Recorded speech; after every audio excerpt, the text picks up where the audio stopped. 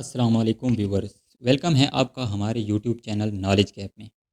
تو چلیے آج کی ویڈیو کا آغاز کرتے ہیں۔ آج کی ہماری ویڈیو کا ٹائٹل ہے ایران بمقابلہ اسرائیل، کیا دنیا ایک نئی ایٹمی جنگ کی طرف جا رہی ہے؟ ذرا تصور کریں، رات کے سناٹے میں ایران کے نتنز ایٹمی پلانٹ پر ایک زوردار دھماکہ ہوتا ہے۔ خبریں آتی ہیں ایران پر حملہ ہو گیا، کیا اسرائیل نے ایران پہ حملہ کر دیا؟ ایران فوراً اقوام متحدہ کو خط لکھتا ہے اور اس کو مطلع کرتا ہے کہ یہ ہماری خود مختاری کو سراسر چیلنج ہے اور اس کا بدلہ ضرور لیا جائے گا۔ دوستو، یہ کوئی فلمی سین نہیں بلکہ 2025 کی حقیقت ہے۔ آج ہم جانیں گے کہ ایران اور اسرائیل کے درمیان اصل معاملہ کیا ہے، ایٹمی معاہدے کا انجام کیا ہوا اور کیا دنیا ایٹمی جنگ کی طرف بڑھ رہی ہے۔ کہانی کا آغاز کچھ یوں ہوتا ہے کہ سال تھا 2015۔ ایران اور 6 عالمی طاقتیں جن میں چائنا، رشیا، فرانس، امریکہ جیسے بڑے ممالک شامل آمنے سامنے ایک میز پر بیٹھتے ہیں۔ مقصد تھا ایران کے ایٹمی پروگرام کو محدود کرنا۔ یہ معاہدہ joint comprehensive plan of action کہلایا۔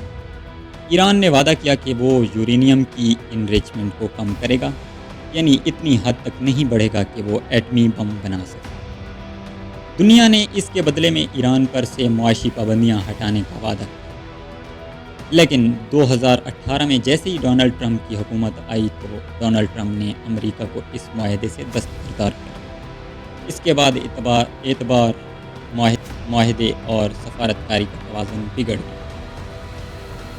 ناظرین، اپریل 2024 ایران کے شہروں نتنز اور اصفہان میں زوردار دھماکے ہوتے ہیں۔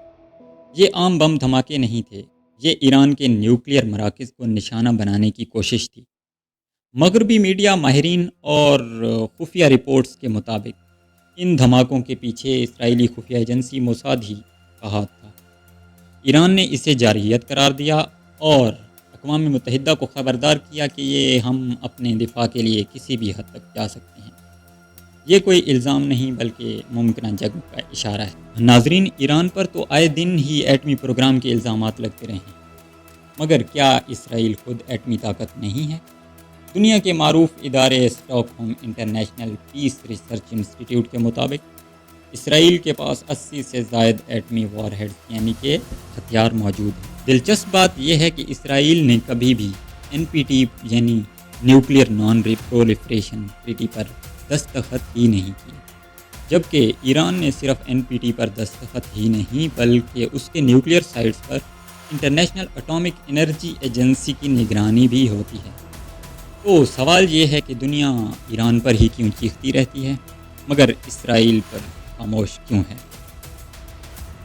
ناظرین، یہاں پر سائبر وار کا ذکر کرتے چلیں تو 2010 میں ایران کے ایٹمی پروگرام کو نشانہ بنایا ایک انوکھے طریقے سے، بغیر بندوق کے، بغیر بم کے۔ یہ حملہ تھا ایک وائرس کے ذریعے جس کا نام تھا اسٹکس نیٹ۔ یہ سائبر ہتھیار امریکہ اور اسرائیل کا مشترکہ منصوبہ تھا جس نے ایران کے نیوکلیئر کمپیوٹر سسٹمز کو تباہ کر دیا۔ اس کے بعد ایران پر کئی سائبر حملے ہوتے رہے جنہیں ایران نے ڈیجیٹل دہشت گردی قرار دیا۔ یعنی اب جنگ میدان میں نہیں بلکہ کی بورڈ اور کوڈنگ کے ذریعے، ہیکنگ کے ذریعے، پروگرامنگ کے ذریعے لڑی جا رہی ہے۔ اس کی جیتی جاگتی مثال ابھی حال ہی میں لبنان میں ہوا واقعہ، جس میں پیجرز کو ہیک کر کے اور ان سے بلاسٹ کروائے گئے۔ جنوبی ایشیا پر اس کے کیا اثرات ہو سکتے ہیں؟ اسرائیل اور ایران کی کشیدگی صرف مشرق وسطیٰ تک محدود نہیں۔ پاکستان ایران سے گیس پائپ لائن منصوبہ رکھتا ہے، جبکہ سعودی عرب کے ساتھ بھی معاشی تعلقات ہیں۔ بھارت ایران سے تیل لیتا ہے اور اسرائیل سے دفاعی سامان خریدتا ہے۔ افغانستان، نیپال، بنگلہ دیش جیسے ممالک بھی اس غیر یقینی صورتحال سے متاثر ہو سکتے ہیں۔ یعنی یہ صرف 2 ملکوں کا مسئلہ نہیں ہے، یہ ایک عالمی سیاست کا شطرنجی کھیل ہے۔ تو سوال یہ ہے، کیا ایران کو اپنی خود مختاری کا دفاع کرنے کا حق ہے؟ کیا JCPOA معاہدے کی واپسی ممکن ہے؟ کیا ہم ایٹمی جنگ کے دہانے پر کھڑے ہیں؟